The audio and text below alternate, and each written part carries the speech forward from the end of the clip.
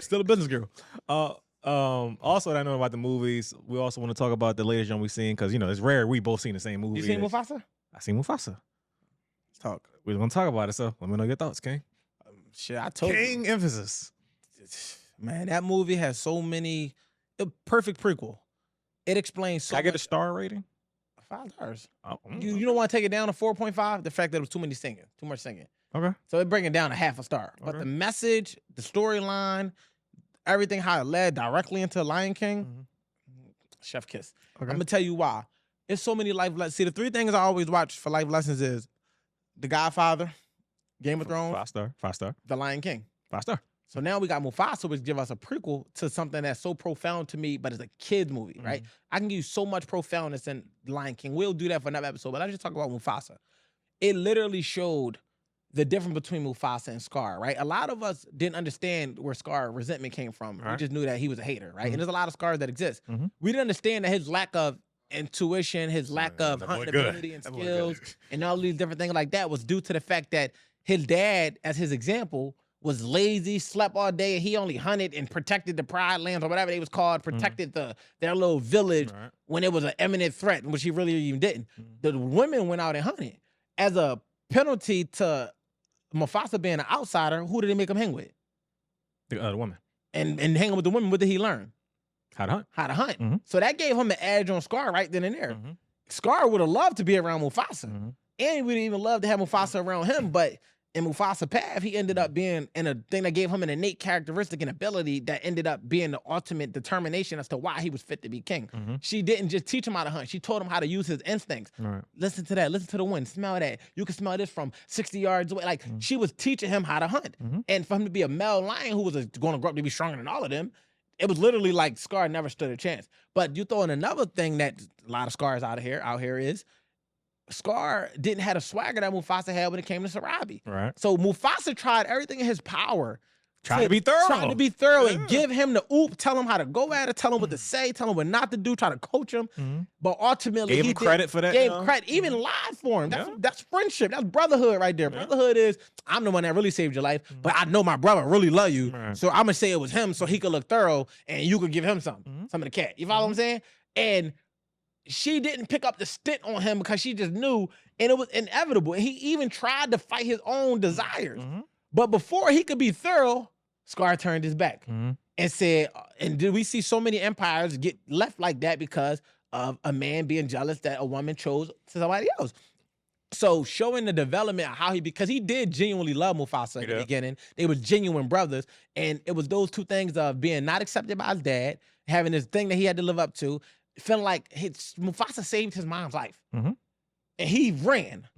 And even if Mufasa or nobody knew he knew he ran. So that's going to create that little underlying envy and that underlying resentment or whatever the case may be. And I think that all of the stars aligned for him to eventually resent him because Mufasa was everything he wanted to be. And it wasn't that Mufasa took anything away from him or prevented him or stopped him. He literally just existed. And because he existed, he felt like he was the one that was in the way of his love. He was the one in the way of his title. He was the one in the way of his kingdom. And he was going to do anything to get away from him. And why that's dope and profound is, in all reality, though, we spoke about it recently. It was really all internal, though. Even if he would have successful, well, he did kill Mufasa later on. But even still, the Pride Lands and World Lion King, it died. Everybody suffering. Exactly. So even when you got rid of him, it still was internally you that was fucked up. So that wasn't. And you still didn't get Sarabi. Exactly. Still didn't get it. Yeah, I would never serve you. He became a woman beater. Right. Slaps the shit out of her. He was just an ultimate nut-ass nigga. From the prequel to the fucking sequel. So this is what I'll say. Everything you said is valid. I gave it 3 stars. Partly because, I like a good musical if it works. So Lion King, all the songs is fire. All the songs is amazing. Yeah. So this showing to me, not none, but most of the songs just didn't hit for me. So that took away points, whatever. Yeah. Songs there. Yeah, and to be honest, so with the Sarabi thing, I agree with you. To me, his big trigger point was Sarabi.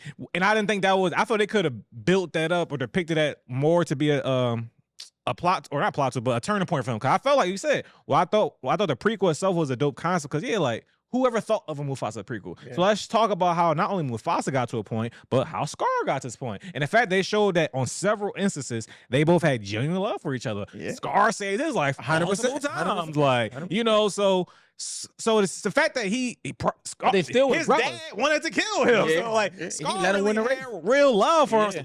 Fire. So he let him win the race. He saved his hand at one time. So it was so much dope shit. Wow, this is how they tried to plug the fall. Exactly. So much dope shit. Wow, this is real brother. And that's why oftentimes in movies, one thing I don't like is when characters are too noble or too honorable. If they would have showed like he ain't run from nobody. No, but even when people say, like, for instance, like when Mufasa didn't want to do nothing to Scar at the end, that's one of the few instances I understood it. Because y'all literally grew up together. He saved you multiple times. So I can understand not banishing him, trying to kill him. I get it. But usually I'd be like, no, fuck that nigga. Banish that nigga. He deserve it. But I understood it here. But I say all to say, to me, all shit y'all been through, all shit he did for you, all shit he held you down for, he saved your mom on top of that. And because the bitch don't want you, that's what it is, nigga. That's when you draw the line. Like, you forget he saved your mom because she don't want you. So I feel like they could add like another scene or layer. And I'd be like, Another 30 minutes would have did it something. For sure. But, for sure. And that's to me why I really showed it wasn't fully thought out. When he went to the white lines or whatever, and he was like, oh yeah, because him killing your son is why you killed my mom or my dad. Nigga, what? Like, you okay with this? Yeah, it don't even make sense. I feel they just try to force the piece. But overall, I was satisfied with it. You can't compete with the first one for real. I looked at it for closure. But it was good. I thought it did its job. And then I watched the other Lion King immediately after. So it's like I wanted to see if it literally segued perfectly. How they show how the mountain got built. Even how it made sense how Mufasa was just explaining things to Simba. Like Simba was so determined to be king and wasn't ready for it. Like we talked about previous episode, just wanting to be something that you're not even qualified for. You didn't have the wisdom, you had a size, you didn't have the experience, none of the things that you needed to be able to run the jungle. But you wanted it because of the title that it was. You thought that the title came with power, but you forgot that the power came with responsibility.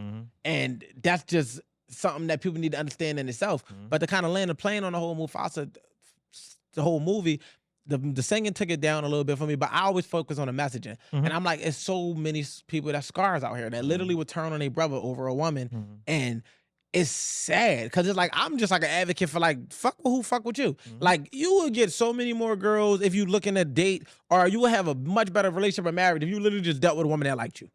Like it ain't even she ain't even gotta like you. Like she just gotta like you. Because if she like you, she's not even gonna make you jump through certain hoops and hurdles. That's not one thing for you to want to because you just want to impress her, right? Because I feel like it's a lost art on wanting to impress. Like men and women don't try to impress each other no more. And I think that was a dope thing that we did as kids. Like you play a certain song when you pulling up, or you do a certain gesture because you want to impress the woman. You want genuinely want to impress. So I think they watch you play basketball. Anything you want to show off, you just want to impress them. Any type of sport, right? I think that is a lost art in that. But outside of just wanting to impress them, it's like all she gotta do is like you. If she like you, the car you drive don't matter. The fucking place you live in. This don't mean be homeless without a car, nigga. I'm just saying, if she like you, it won't be as much of a fight and a resistance as to how you could get her. So if she naturally likes wanting somebody that's not you, why fight for that? Like you, what is it in you that triggers you to think that I have to win her over?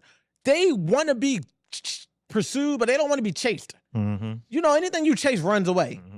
You know what I mean? But if you're attracted in a pursuit of having it, it comes to you. So the women are no different. It's an energy thing. If she into you, she'll do whatever to let that be known, even if it's a subtlety. Even like they ain't gonna be running from you. She might do a little cute little jog sprint to just feel like you coming after her, but she ain't never gonna be haul assing. Right. You know, and if she and then watch your ass, she ain't gonna be running after your homie. So if those are the variables and you get mad at your homie, man, you really need to check the thing that's within you that makes you that competitive within self that feels like you need to